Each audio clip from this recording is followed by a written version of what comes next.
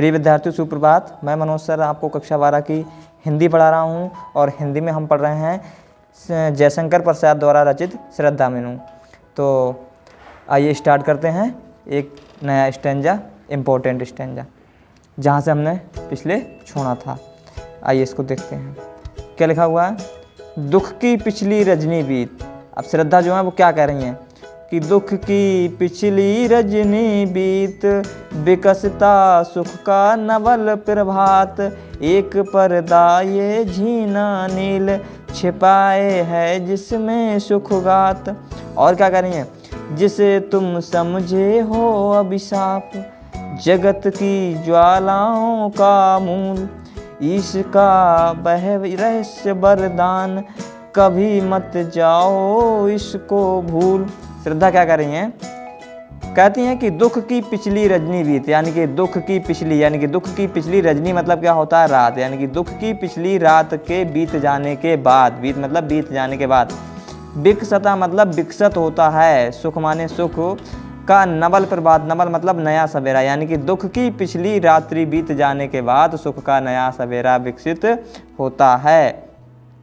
एक पर्दा यह झीना नील।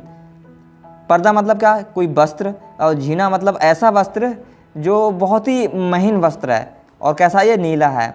यानी तो वही बताया गया है इसमें, एक पर्दा ये नीला झीन। किस प्रकार का जो सुख विकसित होता है वो उसी के बारे में इसमें बताया गया है कि एक पर्दा ये झीना नील, यानी कि जो पर्दा एक वस्त्र होता है, बहुत ही महीन वस्त्र होता है, जिसमें उसके आर पार हम आसानी से देख सकते हैं। तो उसी के बारे में इसमें बताया गया है कि एक पर्दा ये झीना नील, यानी कि नीला वस्त्र, ऐसा वस्त्र जिसमें आर पार उसके दिखाई दे रहा हो, मतलब कि महीन वस्त्र, छिपाए है जिसमें सुखगात, यानी कि वो ऐसा वस्त्र है जिसमें सुख का, गात मतलब शरीर, जिसमें सुख का शरीर छिपा हुआ है।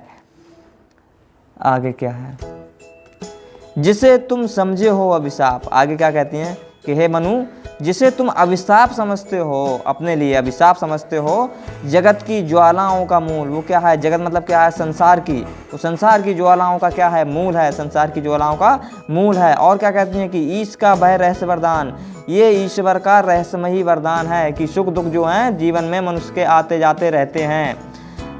ईश का वह रहस्य वरदान, कभी मत जाओ इसको भूल, इसलिए तुम उदास मत हो, इसको कभी मत भूल जाओ।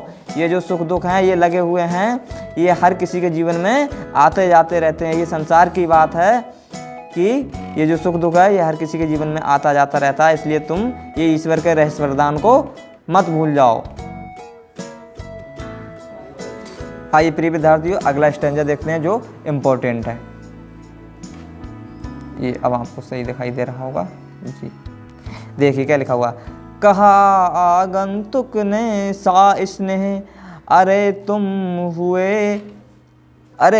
तुम इतने हुए अधीर, हार बैठे जीवन का दाव, जीतते मरकर जिसको वीर। क्या कर रही है श्रद्धा कि कहा आगंतुक ने सहा स्नेह। सहा स्नेह का मतलब क्या होता है? प्रेम से कहा, स्नेह पूर्वक कहा। आगंतुक आए हुए व्यक्ति कौन है? श्रद्धा आई हुई है। मनु से क्या करनी है? कहा आगंतुक ने सहा स्नेह, स्नेह पूर्वक कहा, अरे तुम हुए, अरे इतने हुए अधीर। अधीर मतलब यानी कि धैर्य तुमने खो दिया, इतने व्याकुल हो गए, अरे तुम इतने व्याकुल हो गए, तुमने अपना धैर्य इस प्रकार खो दिया। और क्या कह रही है कि हार बैठे जीवन का दाव, यानी कि तुम जो जीवन का दाव है उसको क्या कर दिया तुमने? हार बैठे, इतनी जल्दी तुमने अपनी हार मान ली। जीतते मरकर जिसको वीर, जिसको जीतने के लिए, जिसको जीतते जीतते वीर, जो वीर लोग जो होते हैं, साहसी लोग जो होते हैं, वो क्या होते हैं? मर जाते हैं। और तुमने उस जीवन का दाव को इतनी आसानी से हार मान, अपने जीवन के जो निराशपूर्ण जीवन है तुम्हारा, उससे तुमने इतनी जल्दी हार मान ली। जिसको वीर लोग जो होते हैं, साहसी लोग जो होते हैं, वो क्या होते हैं? उसको जीतने के लिए क्या हो जाते हैं? मर तक जाते हैं। और तुमने इतनी जल्दी हार मान ली। और क्या कह रही हैं उनको समझाते हुए कि तप नहीं केवल जीवन सत्य, करुण ये क्षणिक दीन अवसात, तरल आकांक्षा से है भरा, सो रहा आशा का एहलाद। और क्या कह रही हैं कि तप नहीं केवल जीवन सत्य, केवल जीवन का सत्य केवल तपस्या करना नहीं है। करुण ये क्षणिक दीन अवसाद, ये तो करुण है, यानी कि शोकपूर्ण है, करुण है, क्षणिक दीन अवसाद, यानी कि कुछ समय का है, कुछ समय के लिए है, क्षणिक है, कुछ समय का अवसाद है। दीन मतलब दुखी होने का जो समय है वो कुछ समय का ही है। तरल आकांक्षा से है भरा, सो रहा आशा का आह्लाद, यानी कि तरल आकांक्षाओं से, यानी कि बहुत सी महत्वाकांक्षाओं से भरा हुआ है। क्या आपका हृदय जो है बहुत ही महत्वपूर्ण आकांक्षाओं से भरा हुआ है। सो रहा आशा का आह्लाद, आपके मन में जो है आशा का आह्लाद जो है, आशा की ज्योति जो है वो सो रही है, आप उसको जगाने की कोशिश करें। और क्या कह रही हैं कि जीवन तो प्रगति की अभिलाषाओं, आशाओं तथा प्रसन्नताओं से भरा पड़ा है, अतः तुम अपनी अभिलाषाओं एवं अपनी इच्छाओं को जगाओ और उत्साहपूर्वक जीवन व्यतीत करो। ऐसा श्रद्धा मनु को समझाते हुए कह रही हैं। और किस प्रकार से कह रही हैं, आइए थोड़ा सा इधर देखते हैं, 2 लाइनें किस प्रकार से कह रही हैं। उन्होंने एक उदाहरण दिया है प्रकृति के ऊपर, किस प्रकार से वो उनको समझाते हुए कह रही हैं। आइए ये देखिए, यहाँ से देखते हैं कि प्रकृति के यौवन का श्रृंगार करेंगे कभी न बासी फूल, मिलेंगे जाकर अति शीघ्र, आहा उत्सुक है उनको धूल। क्या कर रही है श्रद्धा कि अपने मन में आशा की ज्योत जलाओ, अपने को क्या करो कि अपने जीवन को, जो आपके जीवन में अभिलाषाएं हैं, इच्छाएं, उनको जगाओ और एकदम उत्साहपूर्वक अपना जीवन व्यतीत करो। किस प्रकार से वो जो है प्रकृति के ऊपर उदाहरण देती हुए समझाती हैं, कहती हैं प्रकृति के यौवन का श्रृंगार, यौवन मतलब क्या होता है, जवानी, कि प्रकृति के यौवन का श्रृंगार, जवानी का श्रृंगार करेंगे ना बासी फूल, कभी भी उसका जो है श्रृंगार का, यौवन का श्रृंगार है वो कौन नहीं करेंगे, बासी फूल कभी नहीं करेंगे।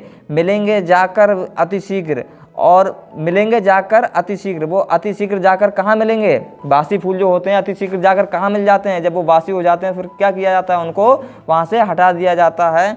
आह उत्सुक है उनको धूल, जब जो बासी फूल हो जाते हैं फिर वो कहाँ मिल जाते हैं, धूल में जाकर मिल जाते हैं। फिर उनकी जो उत्सुकता होती है वो कहाँ की रह जाती है, केवल धूल की ही रह जाती है। इसलिए हे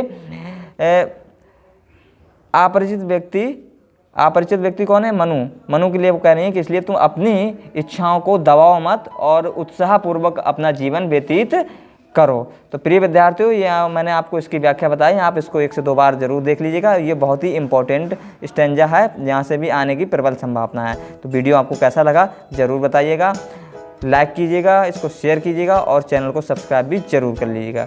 तो मिलते हैं अगली वीडियो में एक नए पैराग्राफ के साथ, नए स्टेंजा के साथ। तब तक के लिए नमस्कार, जय हिंद, वंदे मातरम।